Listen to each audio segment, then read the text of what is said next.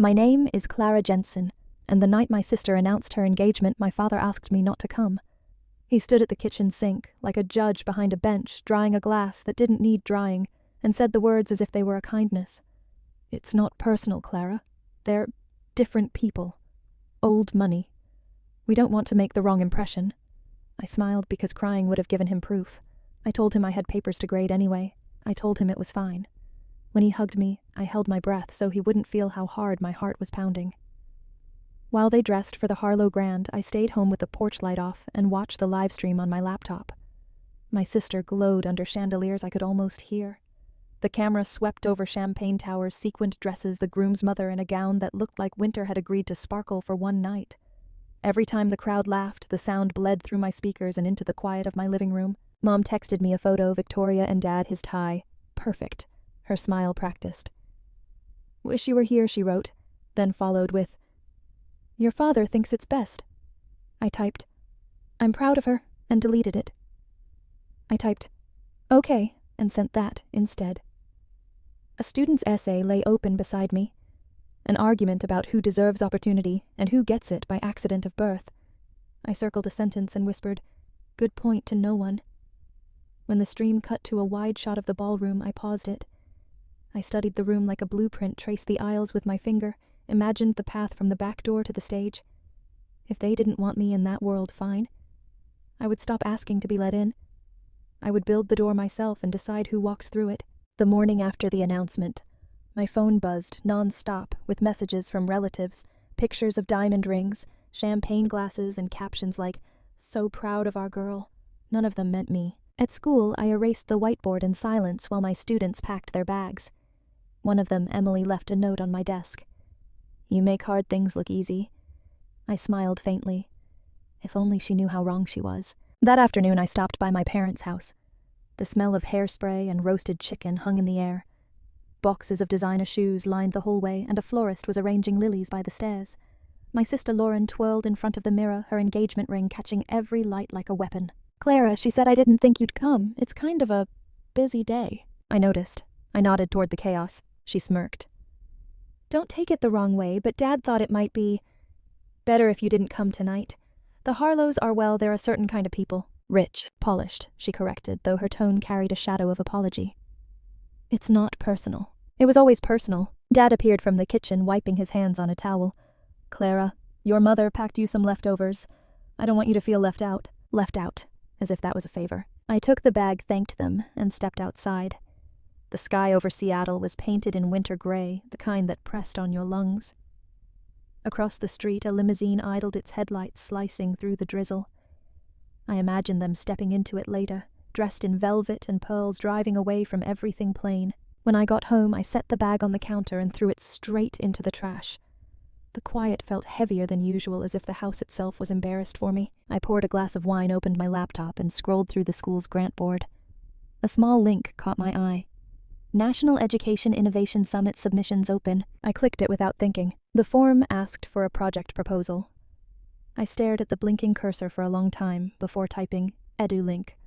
Connecting underfunded schools with private mentorship programs. For the first time that day, something inside me steadied. Let them have their chandeliers. I'd find my light somewhere else. 2 weeks later, I found myself in a glass-walled conference hall downtown, clutching a folder that looked far too thin for the weight it carried. The National Education Innovation Summit was the kind of event where people wore ambition like perfume-thick, expensive, and impossible to ignore. I told myself I was there just to listen, but I had submitted my EduLink proposal the night I found the invitation. Somehow it got shortlisted. My name was printed on a placard under the words Independent Educator. Everyone else's title came with initials PhD, EDD, MBA.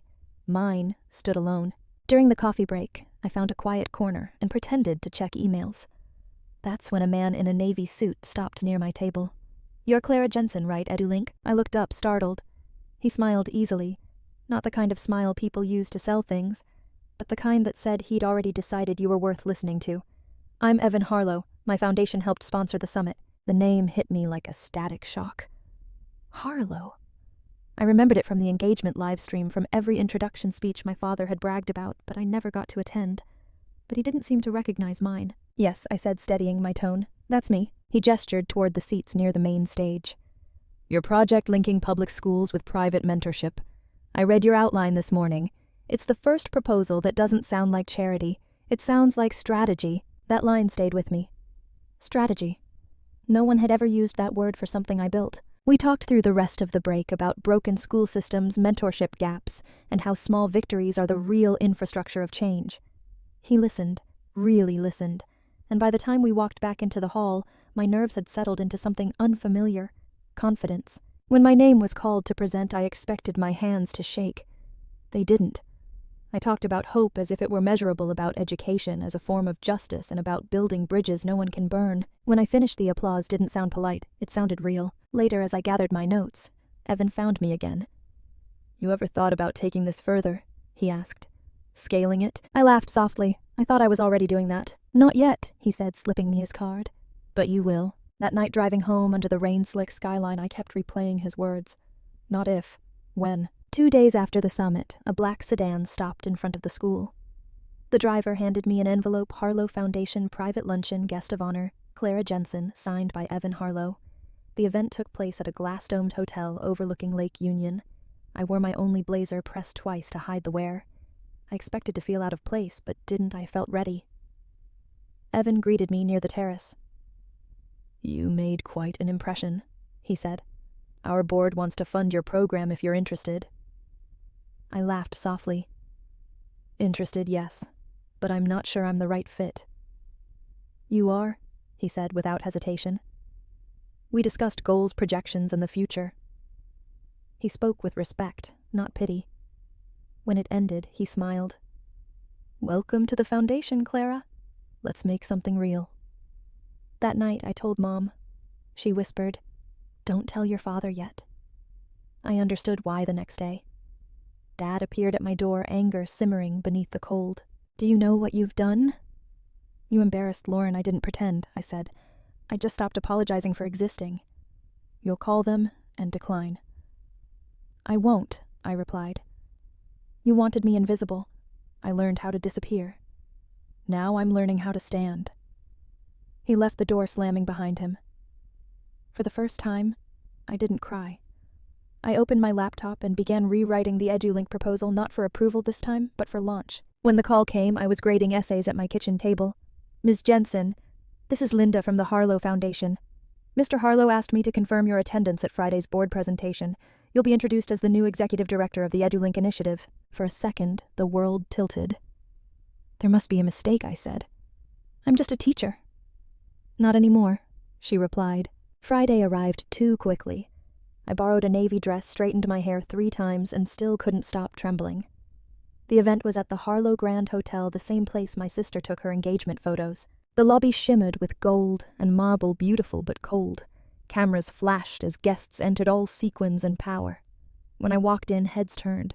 Not with pity, with curiosity. For once it felt like strength. Evan met me near the stage, calm and kind. You ready? No, I said, smiling. But I'll fake it well. That's the secret, he said. Everyone's faking it a little. On stage, his voice filled the hall. Tonight we announce a partnership that will redefine how business supports education. Please welcome Clara Jensen, CEO of EduLink. Applause thundered. My heart raced. Then I saw them, my family. Lauren pale, my father rigid beside her, disbelief etched in every line of his face. For a heartbeat I froze. Then Evan whispered as I passed, Tell them what you told me. So I did. I spoke of equity, dignity, and building when no one hands you the blueprint. I didn't look at my family, I looked at the future. When I finished, the room rose in applause. And in that sound louder than my father's disapproval, I finally heard my own voice. The next morning, the world had already seen it. Photos from the gala flooded social media, me standing beside Evan under the camera flashes captioned, Teacher turned CEO, Harlow Foundation's new face of change. By noon, reporters were at my parents' door. Lauren called first, her voice trembling with anger. What were you thinking, Clara? You humiliated us.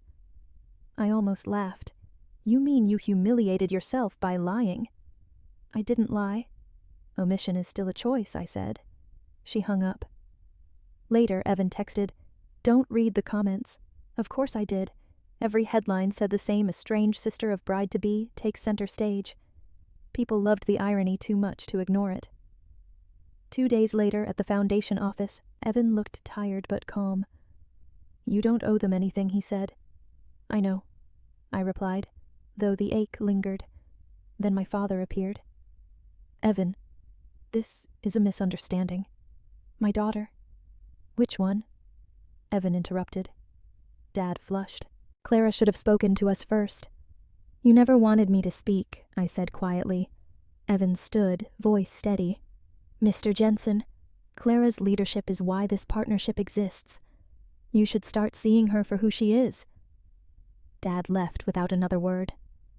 The soft click of the door felt final. Evan turned to me. "You okay?"